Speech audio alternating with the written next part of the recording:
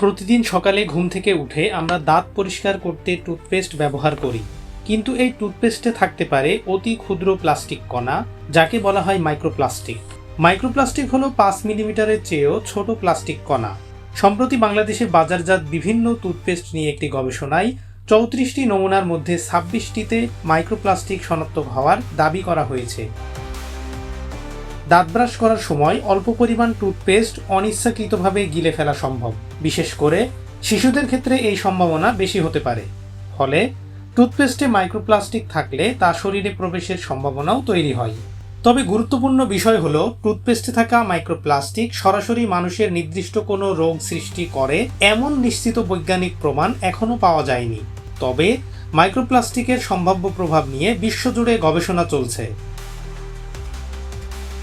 শরীরে প্রদাহ, রোগ প্রতিরোধ ব্যবস্থায় সম্ভাব্য পরিবর্তন এবং কোষ ও টিস্যুর উপর প্রভাবের বিষয়গুলো বিজ্ঞানীরা এখনও পর্যবেক্ষণ করছেন। শুধু মানবদেহ নয়, পরিবেশের জন্যও মাইক্রোপ্লাস্টিক উদ্বেগের বিষয়। ব্রাশ করার পর টুথপেস্টের অবশিষ্টাংশ পানির সঙ্গে ড্রেন হয়ে জলাশয়ে পৌঁছাতে পারে এবং জলজ পরিবেশে মাইক্রোপ্লাস্টিক ছড়িয়ে পড়তে পারে।